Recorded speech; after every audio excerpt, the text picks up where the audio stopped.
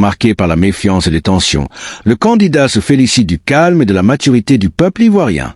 Les Ivoiriens ont montré qu'ils savent choisir sans se déchirer. Un message fort qui tranche avec l'image d'une Côte d'Ivoire divisée par la politique. Ce passage révèle une évolution majeure. La démocratie ivoirienne progresse. Le scrutin s'est déroulé dans le calme relatif. La participation a été significative et les institutions ont pu fonctionner sans effondrement. Le candidat salue cette évolution, mais rappelle que la démocratie ne s'arrête pas aux urnes. Elle doit vivre dans les cœurs, les débats et la justice. Monsieur le ministre, déjà merci d'avoir répondu présent à l'invitation. Ma question justement ma question touche en fait le point de la jeunesse. Tout à l'heure, vous avez parlé des fauteurs de troubles. Vous avez parlé des pilleurs, des casseurs et tout ça. Mais il se trouve en fait que ces pilleurs, ces casseurs, malheureusement, ce sont des jeunes. Donc, avec tout ce qui a été entrepris dans le cadre des politiques du candidat Alassane Ouattara durant son mandat passé, notamment les 365 milliards pour la jeunesse, etc., on se rend compte en fait que ces jeunes-là se trouvent très souvent dans des situations de sous-employabilité ou bien d'emploi précaire. Ou de vulnérabilité, tout simplement. Bien sûr. Et j'en veux pour preuve même les sommes dérisoires qu'on leur donne souvent, qu'ils acceptent souvent de prendre pour aller souvent manifester et consorts. C'est vraiment déplorable. Je ne justifie cela en rien. Mais je veux dire, est-ce que ces faits-là déjà ne traduisent pas une certaine faiblesse ou certaines insuffisances du travail qui a été abattu? Là, ça, c'est au niveau du... Peut-être on va dire question par question, non? Oui, bien sûr. On le laisse réagir déjà. Okay, d'accord. Allez-y. Non, il ne faut pas réduire la jeunesse ivoirienne à un groupuscule de militants extrémistes qui répondent aux mots d'ordre de leur parti. Moi, j'ai vu des dizaines de milliers de jeunes au stade avec le président Alassane Ouattara. Je l'ai vu dans toutes les manifestations. Je l'ai vu sur les réseaux sociaux. Des milliers de jeunes exprimer leur volonté, quel que soit le bord politique, l'aspiration à la paix, etc. Nous avons lancé dans le cadre de ce processus, avec l'appui du ministère de la Solidarité, les jeunes bénévoles pour la paix. C'est 6500 jeunes, présidents des jeunes, des quartiers, des villages, qui ont été mobilisés, qui ont été des acteurs clés. Pour nous qui sommes issus de régions difficiles, ouvrés avec les autorités préfectorales, sécuritaires, ces jeunes ont été d'un appui important. Parce que non seulement ils ont sensibilisé, mais ils ont été des lanceurs d'alerte lorsqu'il y avait des conflits qui naissaient. Donc, de façon générale, si cette opposition extrémiste n'a pas réussi dans son plan, c'est parce que la grande majorité de la jeunesse ivoirienne a tourné dos aujourd'hui à la violence. Maintenant, c'est des militants qui répondent au mot d'ordre de leur parti, etc. Sur l'efficacité donc des programmes gouvernementaux, mais je peux vous le dire, sans langue de bois, vous comparez les périodes.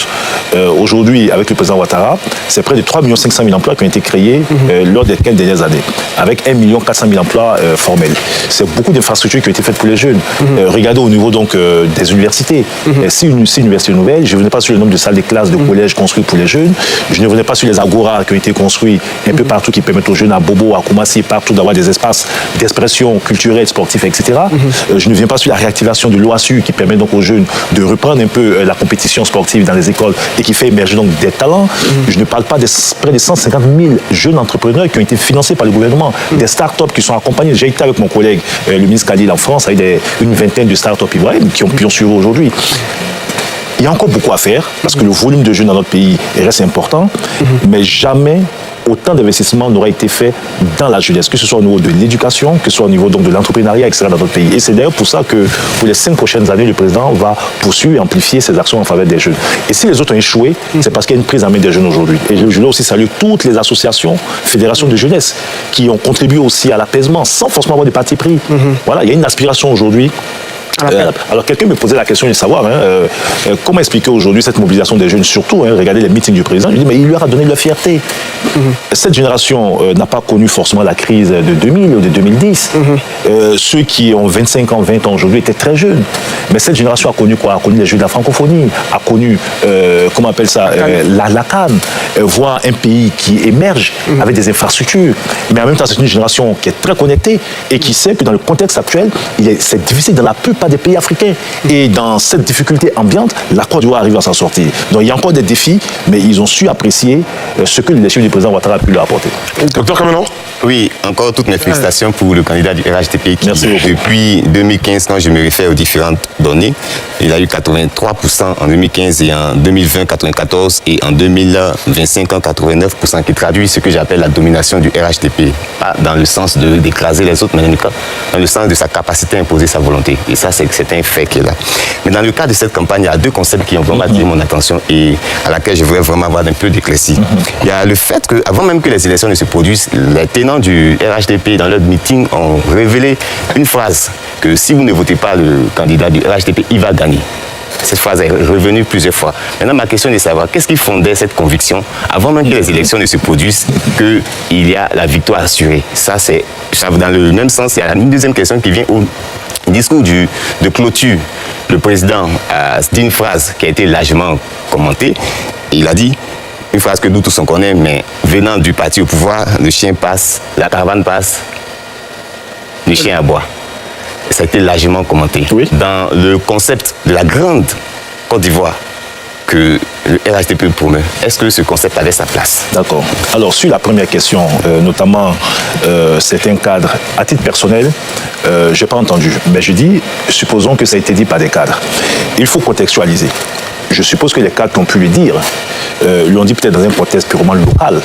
Et peut-être que c'était pour expliquer aux gens qu'une élection présidentielle, ce n'est pas la voix locale seule qui importe. Une élection locale, c'est un ensemble de voix de l'ensemble des voix sur l'ensemble du territoire national.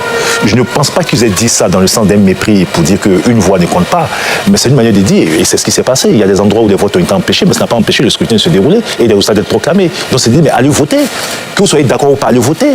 Si vous ne votez pas, ça ne changera rien fondamentalement au déroulement donc, du scrutin. Moi, je contextualise. Sinon, une voix compte. Si nous sommes donnés autant d'énergie pour aller à la rencontre des Ivoiriens, dans nos localités, dans nos villages, avec toutes ces campagnes, c'est parce que nous respectons les électeurs. Et la démocratie, l'électeur est roi.